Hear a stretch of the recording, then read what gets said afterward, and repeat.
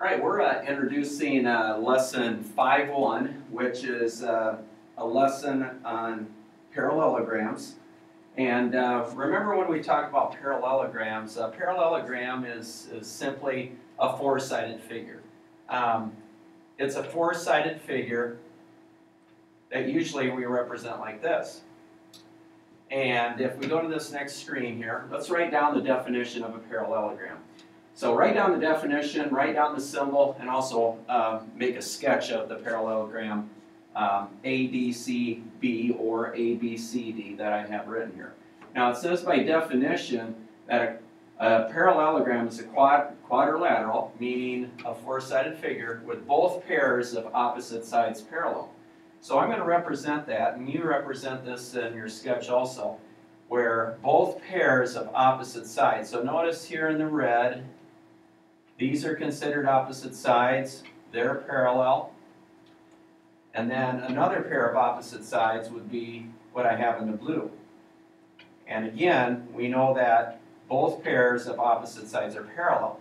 Now, in the previous chapters, whenever we have parallel sides, remember that gives us the power or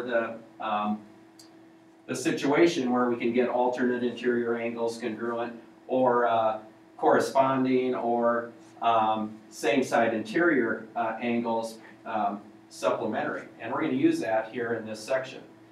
And the symbol for a parallelogram, so we don't have to write the word parallelogram, is simply kind of a leaning rectangle. Now we can also abbreviate parallelogram like this instead of writing all of it out, and with this being the symbol for parallel.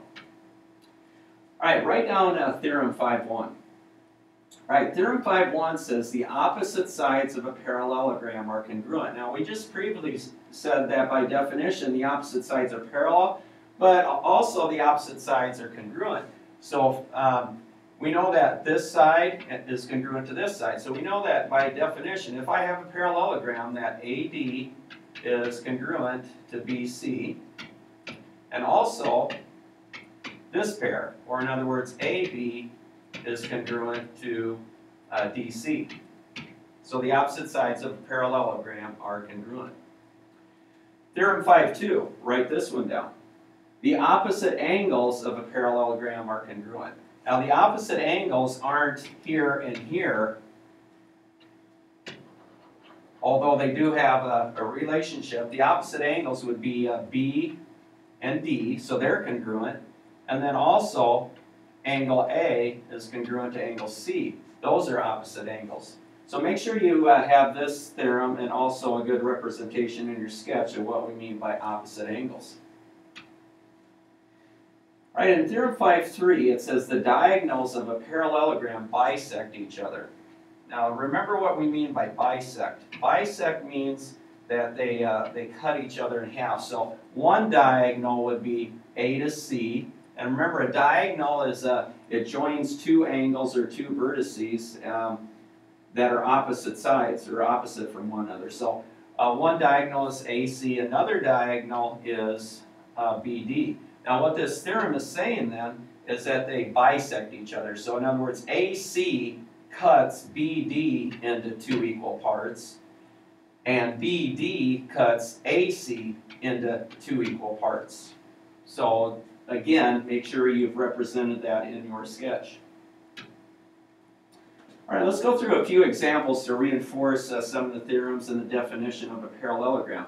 Now here they say we have quadrilateral RSTU, and they're telling us it's a parallelogram. So when they say it's a parallelogram, they're saying the opposite sides are parallel.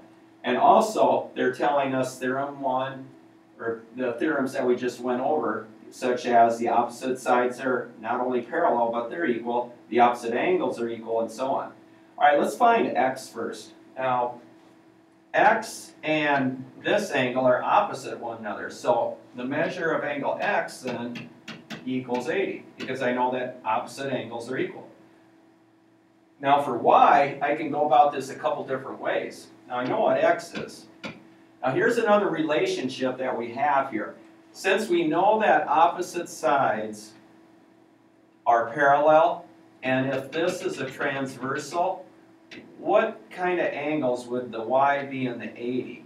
They're not equal, they're not opposite angles, but what kind of angles are they with this side and this side being parallel, and if this is your transversal? Well, they're same side interiors, and what do you know about same side interior angles? They're supplementary. So in other words, the measure of angle y plus the measure of angle u has to add up to 180. So that means that the measure of angle y then is equal to 100 degrees. So that's something else that I want you to write down in your notes, is that in a parallelogram, these type of angles are same side interior angles, and they're supplementary. Now angle A, or not angle A, but side A is opposite this side, and remember opposite sides are equal, so A is equal to 6, and also the 9 and the B are opposite sides, they're equal, so B is equal to 9. Alright, example 2. Again, we have a quadrilateral, and they're telling us it's a parallelogram. And again, we're finding some missing items. Let's find x first. Now x, by the mark, there is that whole angle. Now, again, different ways I could do this. Now, I'm going to go about it this way. Let's see, I know opposite sides are parallel, and say this is the transversal. So I know that this whole angle and this whole angle are same side interiors, meaning they're supplementary. So 45 and 35 is 80. So 80 plus what would give me 180. So the measure of angle x would have to be 100 degrees. Now let's find angle y.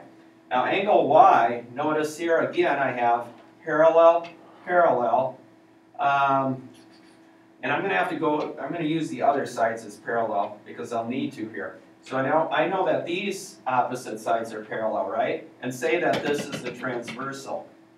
So I have alternate interior angles here, and alternate interior angles are equal.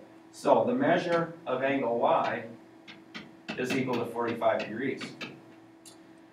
Side A, well, 12 and A are opposite sides, they're equal, so A equals 12. And let's see, B now. And let's erase some of this. Now B, I've got a couple diagonals in this parallelogram, don't I? So I know that diagonals of a parallelogram bisect each other. So if this is 9, this is 9. So B is equal to 9. All right, in example 3, it says find the perimeter of parallelogram PINE. Now the first thing I'm going to do is just kind of make a simple sketch of a parallelogram, kind of that leaning rectangle. Now, when I label it, I could go clockwise, P-I-N-E.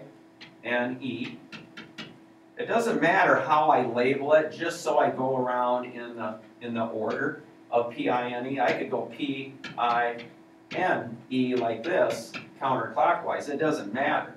Now, what they're saying here is that P-I is 12 and I-N is 8. And if I were going to do this again, I'd make that look like the PI is longer than the IN, but it's not going to make a difference here. So, I know that opposite sides are equal. And then, to get the perimeter, you simply add the sides up and you have that. All right, example 4. Find the values of x and y. Now, I know that opposite sides, and really what they should say here is that we have a parallelogram, which we do, or we should. The opposite sides are equal, so I know that 4x is equal to 8, divide by 4, so x is 2. I also know that the opposite sides here are equal, so 3y plus 4 equals 13. Let's see, subtract 4. 3y equals 9, so y equals 3. Opposite sides are equal, and we're able to create the equations. All right, example 5. Again, we do have a parallelogram here. And I know that the diagonals cut each other into halves. So in other words, this part equals this part, and this equals this. So I can create my equations then. 4y minus 2 equals 22. And I solve it. Let's see, they're subtracting 2, add 2. 4y is equal to 24. And then they're multiplying by 4, I divide by 4, and y is equal to 6. I also know that the 18 is equal to the 2x plus 8. And like they're adding 8, so subtract 8. 2x is equal to 10. And then they're multiplying by 2, so I'll divide both sides by 2. And x is equal to 5. All right, I believe the last example here on parallelograms, example 6, find the values of x and y. And again, we do have a parallelogram here. Let's see, what part of this definition or the theorems are we going to use? Let's see, they want us to find x and y. Well, it's probably not going to make a difference which one I try to find first. Here, I'm going to find x first. So, I know that opposite sides are parallel, right? And say this is the transversal. So, this angle and, I'm going to have to go about it the other way because that's not going to give me the alternate interior angles that I want to demonstrate. So, this pair of opposite sides are parallel. And let's have this be the transversal. Okay, now, and there's different ways to start this off. This is just one way. Okay, so this angle here and this angle right here are alternate interior angles. Okay, they're equal. So I know that 4y plus 5 equals 45 degrees. All right, let's solve it. They're adding 5, subtract 5, and then divide by 4, and you get y is equal to 10. Now, how am I going to get x? I guess the first thing I see here, and I'm going to erase this, is that since you have these sides being parallel, and say this is the transversal, what kind of angle is this whole angle and this whole angle? They're not equal, but they're what? They're same side interiors. They're supplementary. So this whole angle is 80, so this whole angle has to be 100, this whole angle. Now I got to do a little algebra here. Let's figure out what this part of the angle is right there. And we can do that because I know what y is, right? Let's see, 4 times 10, because y is 10, plus 5 equals what? Let's see, 40 plus 5, so that's 45. So this angle right there is 45 degrees. So what's the whole thing have to be? We said 100, right? In order to be supplementary to the 80. So let's see, 11x plus 45, that whole angle has to be 100. Now I do my algebra. Subtract 45. 11x is equal to 55. Divide by 11, so x is 5 then. And that is the last example that we have. So, lesson 5.1, the topic is parallelograms. Make sure you have the definition of it and the theorems to go along with it.